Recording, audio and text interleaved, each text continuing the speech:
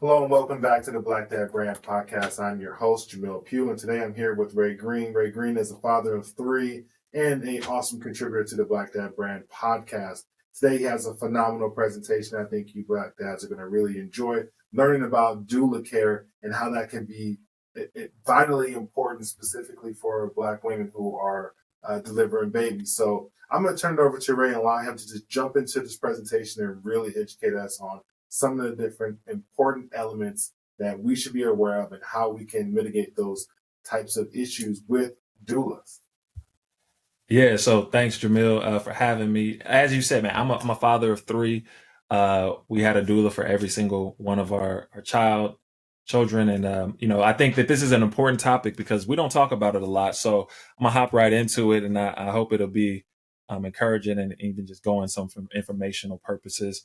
But this is Black Dad and Doulas presented by me, Ray Green. This is a picture of my wife when we first started. And I really wanted to start with this picture because this is what we all, dream of. We get to this point where we want to expect our children, and the journey starts. And as many decisions that we have to make as a father, as a husband, you kind of think through some of those things. So if I had a tagline for this, it would actually be to doula or not to doula.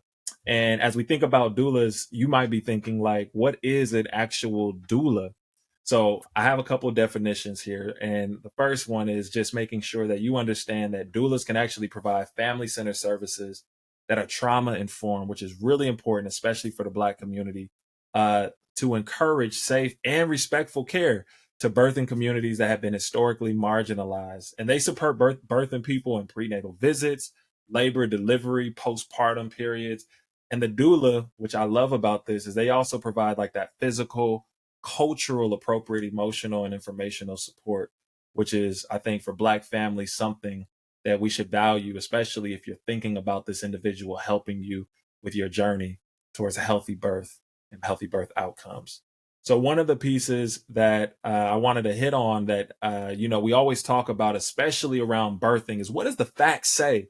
And I wanted to put some facts here that it was from Kaiser Family Foundation, where they actually did some research on preterm birth. And they found that Black families, Black women, had higher preterm birth rates, some 2 to 3 times higher than other ethnicities, but especially the white individuals. And if you see here, this is preterm birth, labor before 37 weeks. So fathers, if you don't know, the actual birthing period is about 40 weeks in total. So if your baby is born 37 weeks, this is contributed to preterm birth. And that has a lot of complications. One of the other tables here is like low birth weight. So if your child is born below 5.5 pounds, they consider that as low birth weight. So if you have the facts and you understand that, wait, African American women are dying 2 to 3 times higher, the babies are passing away 2 to 3 times higher, or even having the preterm birth and low birth weight, there's something wrong. And it makes you figure out, like, what is the solution? The maternal facts is even worse than that. If you're a Black mother, they found out that African American maternal mortality rate is 3 times to 4 times higher than any other race and ethnicity. And this actually increased during the pandemic. And if you look in the middle there, you'll see over time, Black African American women really passed away at higher rates during that time of COVID. You talk about isolation, talk about lack of healthcare, talk about even getting to the doctor at later times. But even the treatment and the stress that they had to endure, all of us were going through it, but Black mothers especially go through it the most, especially during pregnancy. So this is an important fact. And I always point out these facts because you always think like, well, if things are set up in America specifically, which is this research based off of, and it doesn't have to do with socioeconomic status, it doesn't have to do with graduation rates, it doesn't have to do with any of those things. But what it does have to do is being Black in America. So all these challenges and dealing with stress, dealing with anxiety, you kind of want to wonder, what is the solution? That's doulas. And as you're thinking about these questions, well, if I know that all these challenges exist, why doesn't everybody have a doula? And I thought the same thing when me and my wife found out that we were pregnant with our daughter. it was challenging because we just came from a miscarriage previously. So, all the thoughts come through your head. You try to wait till you get to that 12-week period, and you're hoping and you're praying and you're having everybody around you, your support group, to really, hope for the best. And as a father, part of being prepared is like, okay, what do I need to do in order to make sure that my wife feels comfortable this go around? Well, we had a doula, and part of that is like, why did we have a doula and why don't other people have a doula? It goes to this. One is awareness. A lot of people don't know about doulas. They may have heard like a midwife, which is somewhat different. They may have not had access, healthcare access, and then the affordability. So, Jamil, I don't know if you had this when you were thinking about this, but like, how much do doulas cost? We'll get into that just in a moment. But affordability, they can range from like 1,200 to 2,000, depending on where you're from. And that's a real thing, especially in the Black community, and just making cost efficient decisions, especially as you're trying to save up for your child. So awareness, access, and affordability is always some of the things that contribute to not actually accessing a doula. So during this journey, since we're talking to the fathers, if you're listening here and you want to share this with the father, please do. This is a dad and doula together. How do we come to the point where we make sure that we're doing this together? It's a couple things I want to touch on that I think will really point to that you don't have to do this in isolation. You don't have to do this with somebody else. You can do this with somebody that you choose, that's trusted, that's trained, and that's well equipped to make sure that your vision for your child and your family come to pass. So some of the first things that we did when we were thinking about how do we introduce ourselves to a doula, wanted to cover some doula connections here. First place I would say is check with your medical provider. Here in Sacramento County, we have Blue Shield, a couple other organizations as well, like Black Child Legacy Campaign to reduce African American child death. They have resources free of charge that can connect you with some phenomenal doulas, all at no cost, because they know that this is necessary and this is a need. Also, Her Health First. So Her Health First is right here in Sacramento. They also provide services as well. And then check in with private practice doula, depending on what kind of health insurance you have. Check in with your provider and see what other private practice doulas. There's a lot out there. And then check with other folks, personal recommendations. I know personally I've had a doula. Jamil, did you have a doula? Yeah, I had a doula for both of my children, and there were two Okay. separate doulas, and so I really enjoyed the process of having both. They were very helpful. The both birthing processes were completely different, and so I got to see how both doulas handle it differently. But I wanted to add to your list. You talked about Her Health Yeah. First, but there's another organization that works with Her Health First, and they're called Black Mothers United. They provide pregnancy coaches who have been trained in doula care. So if you're looking for those, make sure to look for them on Black mothersunited.org. But yeah, so yeah, the doulas were phenomenal in my case, and we'll talk more about my experience shortly. Yeah, so I just wanted to ask you that personal recommendation, because when we were looking, honestly, you look on websites, you hear the things, you're not really sure. So when you're in this seek, if you ever get on this journey and you're thinking about connecting with the doula, ask somebody else. Personal references are usually the best. We had a personal reference, and I believe that they are the best. So let's move on really quick, just for the sake of time. So what do doulas do? Some doula do's that I want you to take in mind when you're in this search and you're in this journey, some interview questions, is check on experience. Yes, you may have the personal recommendation, but I would check on experience. Ask them, what trainings or certifications have they accomplished? I would also check on, a lot of them are busy, but depending on what you want from your doula specifically, I would check on availability. See what they can and can't do. See when and where they can or can't meet.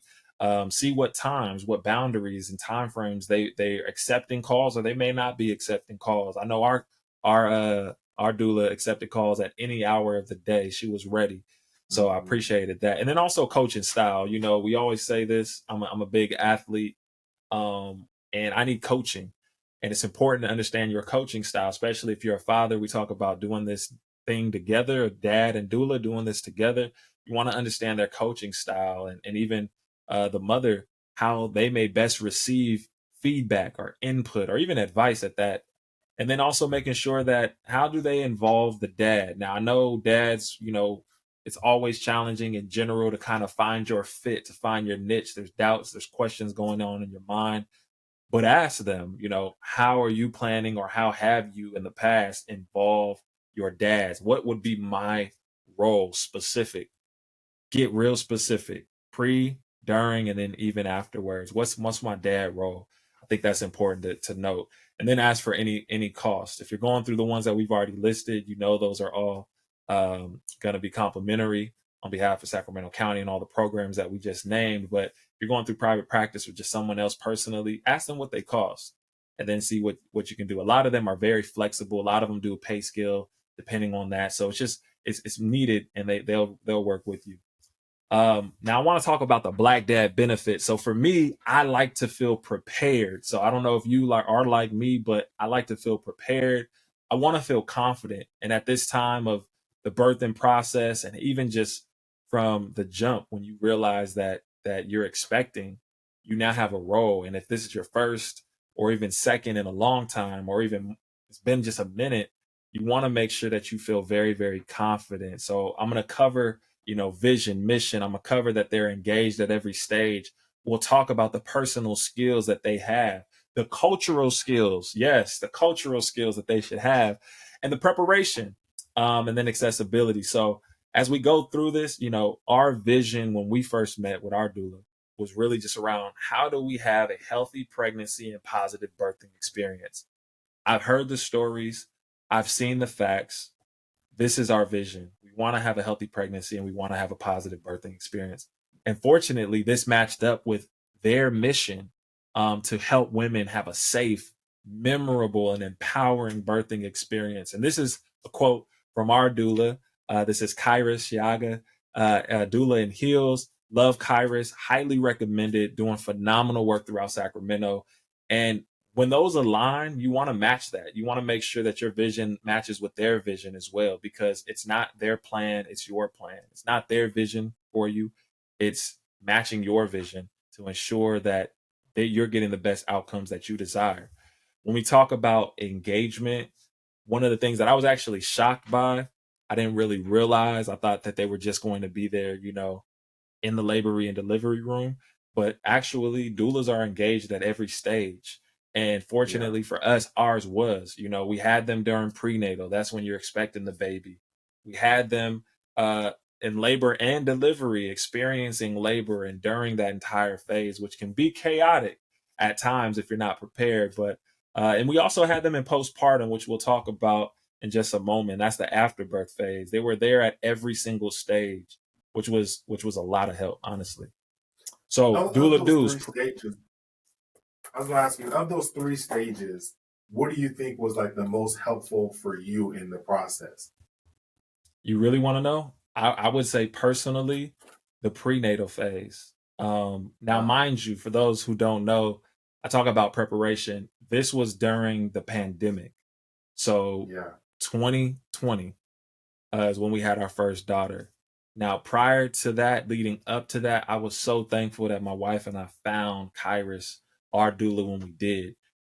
In that prenatal phase, I would say was the most important, because she covered a lot of things that I'm getting ready to talk about as well. What was the most important one for you? I would say labor and delivery. Yeah. I just, for me, the intimidating element of being in the hospital at such a um, what I felt was high risk. She didn't have a high risk pregnancy, but it was all the statistics and what's going on with African American Right. women. And you think like, God, please let me go home with my wife and kid. That Yeah. that was my thought. And you know, I she went into labor middle of the night. I'm driving to the hospital. I'm calling my doula. She's going through those different those Braxton hits, and then as those what do you call those things? The contractions are starting to happen faster and faster. My Hmm. wife's starting to experience more pain, more discomfort. I'm not thinking logically anymore. I'm thinking Right. emotionally about how do I help my wife become comfortable? How do I figure out what's going on with her? Do we go to the hospital now? Do we wait a little bit longer? What, you know what I mean? All these things are running through my mind, and at some point you stop thinking and you start reacting, right? Yeah. And it was Yeah. so much help to be able to call our doula Devon from um, Divine Birthright. She was able to calm me down, talk me through some things, give me the rational approach. You know, this is fine, this is normal, this is okay. So I think the labor and delivery part was extremely helpful for me to help me feel good. And then also when my son was born, um, you know, he came so quickly that, you know, they had to do a little bit to get his breathing going, get him jump Yeah. started. And so that was like intimidating for me. And she was like, oh, it's okay. They're doing this, they're doing that. And so, because at one point it went from like 2 nurses to like 8. And I'm like, where did all these other people come from? And so just Yep. someone who took the time to explain the situation to me so that I didn't freak out. You know what I mean? Because I want to, you know, make sure my son is fine. I want to make sure my wife is fine. And I just, it was a lot. So the labor and delivery part was extremely helpful for me. Yeah. So, again, I had mine during the pandemic. So unfortunately, our doula wasn't even able to be in the labor and delivery. So I was the cameraman, and I utilized every practice that I knew. And, one of the things that we were very well prepared on, my wife and I, we wanted to have a natural birth in a hospital setting. And without the preparation, I don't think that we would have been able to do that. And what I appreciated is, during that time, like you, my wife went into labor and I thought she was joking. And then, they tell you to birth at home. So I did call during that time. And I remember driving to the hospital and then them telling us, like, no, just go back home. And I'm glad that she told us to stay at home, birth as long as you can at home, because when we did get to the hospital, she was already 6 centimeters dilated. So Wow. that was like perfect time, to wait out. And I think it happened a matter of 7 minutes once we started pushing. But Wow. you do have all the doctors coming in. You do have all the midwives, nurses, and folks that you never met before coming in. And if it wasn't for that prenatal preparation during that time, I don't know if I would have been able to handle it to that degree, because it was just me, my wife, and the doula on the cell phone. But we had to advocate at all levels. And I'll tell another story a little bit later as well. But one of the things that I think for me that was helpful in the expectation phase, the prenatal phase, is that our doula and doulas in general, they are able to help you with doctor visits. And I think that's important because a lot of times people get nervous going to doctors. They help educate you on medical terms. They help set your expectations for those visits prior, during, or post appointments. We sat down and we did review reflection time. We made sure that we wrote down our questions. You have these books that you're reading up on anyways, and you're always on these different social media apps and all these things just to kind of figure out, what do I do and prepare the baby's room and all of that. But prenatal appointments are important because a lot of times you can go in there, and if you don't have an advocate, if you don't have somebody that's really standing up for you, things can just get over your head and you can miss. And knowledge without understanding is not really powerful. So I wanted to make sure that we understood the entire process, and they help with that. The other part about this too is with prenatal classes, the ones that they do at our hospital and at our facility, but also the prenatal classes that support that we got from our doula. So yes, we took the support classes, we did the hands-on learning, and we focus on application. And I learned, from the doula, the partner cues, the breathing, the tension areas of my wife, how to rub those out, how to make sure that she was calm, I was calm. Now, this was all in a practice setting. But when I tell you, when it got to the real thing, I used everything. I went all in my bag to pull out everything I could at that time. But I think the bigger part was this intimacy connection of understanding my wife's body cues, and being able to help communicate and help release and help really release her stress during those times were just great. It really connected us at that time to be able to get ready for the birthing process. And then the birth plans, there's a lot of things that you have to make decisions on, and the doctors are going to ask you, the care team's going to ask you, what is it that you want? What kind of birth do you want to have? We wanted to have a natural. and we went through all the scenarios of what happens if this happens or that happens. But we ensured that at every step, as much as possible, that we would understand, that we would be able to advocate for ourselves, that we had things written down. When you're driving up to the hospital, make sure that you have the mother's ID and also the Yeah. medical number. Those are things that you don't think about in that time. And when they're going through a contraction, they are not going to be thinking about that. That's the last thing that they can think about. So, Yep. just as a future father, those are some things that I was put on to and really just prepared for, which helped us down the birthing process.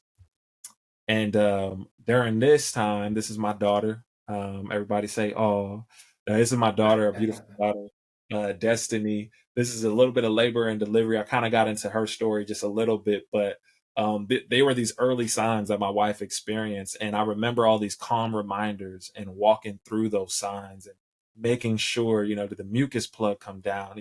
How fast and how what is the length of those contractions. And I had an app, and I remember they came quick, and we just were told to labor at home.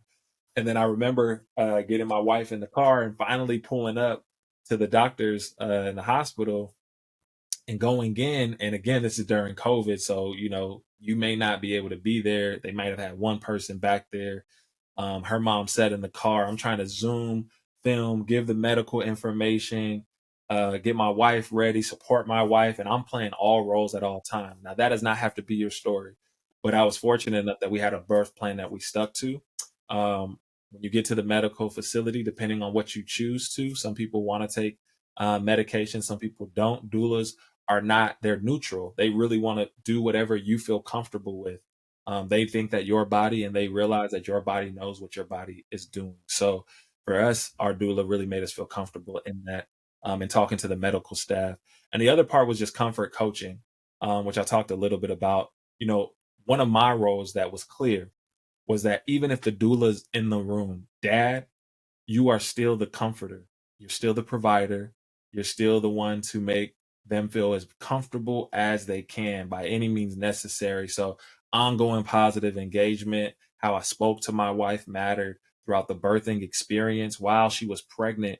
It mattered how I talked. It mattered how I took care Mm. of her. It mattered how I showed up day to day. Some things I couldn't say. I just had to swallow that, right. But for the sake of a healthy pregnancy, I did, and that's what I believe men do, and we take that on. And I think part of the comfort coaching came when that happened, to just tell everybody to pause. I know it's hectic, people coming in and out, but let's pause really quick. Babe, what other song would you like to hear? And just playing the playlist, getting all those things ready, were definitely great. Um, Now, I would say it's a different story for my twins, which I may talk a little bit about later. But the postpartum, speaking of the two, those are our twin boys, when they were born. But postpartum, we talk about doulas being there at every single stage. We talked about prenatal. We talked about during the labor and delivery phase. They also stay with you postpartum. Um, Yeah. After the labor, right? And this is really where the mother can bond with their baby. And this is where, we were taught about breastfeeding and nurturing. They supported with that. And the golden hour, the hour immediately after they're born, if all is well, they don't have to go to the NICU, you know, but baby to chest and just spend that time nursing and just trying to nurse however is comfortable to you. They really make sure that we have that hour. Their lactation and nursing.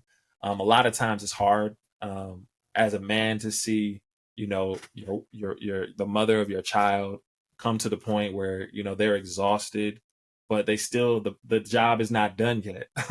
They need to lactate. They need to be able to comfort with breast milk, feeding, latching, and supplementing, depending on your take on that. We were educated on all of those things, and it was different though, because our first child breastfed immediately. Our twins, who were also born early, like under 37 weeks, they actually had challenges breastfeeding, and we had to switch over to supplementing. So how do you, as a father, now encourage the mother that it's okay? Sometimes your plans don't go to plan. It's okay if they have to supplement. because it's not about us at this moment. It's about them and giving them what they need. So we went through all those postpartum discussions, lactation and nursing, and then just the ongoing checkups. One of the things, again, that I mentioned, our doula was not able to be at either of our child's births, not because she didn't want to, but the state was sanctioned that she could not come in at those times because we had 3 babies in 3 years. That's right, 3 babies in 3 years. So whenever we're watching this, we currently have 3 under 3 at the time, and COVID restrictions were still high. So with the first birth, great. With the second, some challenges ensued, but we were talking about all those things. Wife had to have a C-section, but we were prepared for that.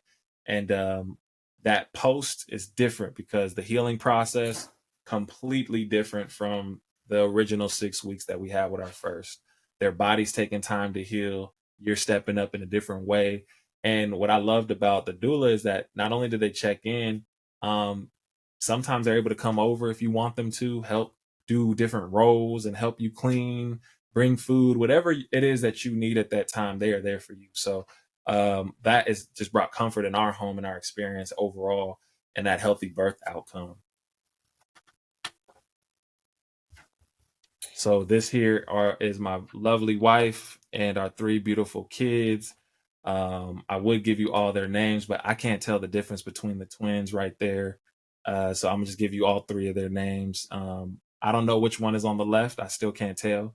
I'm gonna say that's Malachi. That's my wife, Demetria. That's my daughter, Destiny, and then that's my other son, Amari. So just excited, and I hope that you learned something. I hope that you gravitated something. The question is, again, to doula or not to doula. The choice is absolutely up to you. But if it was up to me, every time, I don't know if we're going to have any more at this moment, but if we did, I would definitely advocate to have a doula. Well, thank you for that presentation, man. I think you did a phenomenal job of really explaining some of the important elements to understand about what doula care is, how it supports yourself as a father who is, involved in the process, but also the amount of things that you need to learn and be aware of, that's coming during this process. I mean, you think about like the post or the prenatal visits and, the health part of it, the delivery part, then the postpartum care. And so when Giovanni and I talked a couple nights ago, we were able to go into more of the postpartum care. So for folks, if you're listening or watching this video, make sure to go and listen to the talk with Giovanni and I about postpartum care. It's extremely important. And we'll continue these discussions around reproductive health. But if you're also interested as fathers in some of our other topics, we talk about communication, a relationship and communication, career and finance, and also parenting style. So there's going to be a whole host of resources on our social media at Black Dad Brand and our website at blackdadbrand.com. So thank you all for joining us on this podcast today. And we are so happy to have you and continue to stay tuned to our show. See you soon.